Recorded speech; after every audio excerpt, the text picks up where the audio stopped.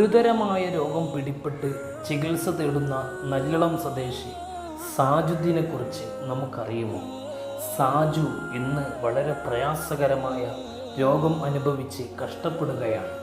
രോഗത്തിൻ്റെ ചികിത്സയിലേക്ക് വേണ്ടത് അര കോടി രൂപയാണ്. ഇതിന് സാമ്പത്തികമായി വളരെ പിന്നോക്കമുള്ള ചെറിയ തൊഴിൽ ചെയ്ത് ജീവിച്ചിരുന്ന സാജുവിൻ്റെ ചികിത്സക്ക് നടത്താൻ കഴിയുകയില്ല എന്നുള്ളത് നമുക്കറിയാം.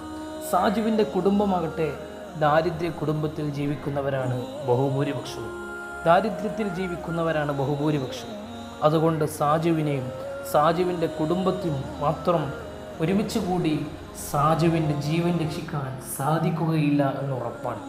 2 മക്കളുള്ള സാജുവിൻ്റെ ഉപജീവനവും അതുപോലെ തന്നെ അവരുടെ ചികിത്സാ സഹായവും നമുക്ക് ഏറ്റെടുക്കാം. നല്ലിളം സ്വദേശിയായ സാജു 2 മക്കളുണ്ട്. പ്രിയപ്പെട്ട 2 പെൺകുട്ടികളാണ് സാജുവിനുള്ളത്. സാജുവിൻ്റെ സഹായത്തിന് വേണ്ടി നിങ്ങൾ ഇതിൽ കൊടുത്ത ഔദ്യോഗികമായിട്ടുള്ള ഗൂഗിൾ പേ നമ്പറുണ്ട്, അതോടൊപ്പം തന്നെ അക്കൗണ്ട് നമ്പറുമുണ്ട്. ആ നമ്പറുകളിലേക്ക് നിങ്ങൾക്ക് കഴിയാവുന്ന ഒരു സഹായം നൽകണം. ഒരു മനുഷ്യൻ്റെ ജീവൻ രക്ഷിക്കാൻ വേണ്ടിയാണ്. 2 പെൺമക്കളുള്ള ഒരു ഉപ്പയുടെ ജീവൻ രക്ഷിക്കാൻ നിങ്ങൾക്കും സഹായിക്കാം.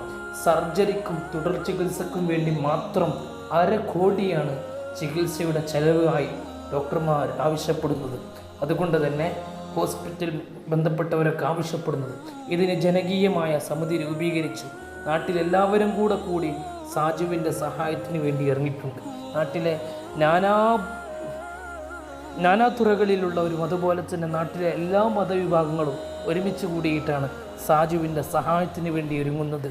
പ്രിയപ്പെട്ട സാജു നമ്മുടെ നാട്ടുകാരനാണ്, നല്ലിളത്തുകാരനാണ്.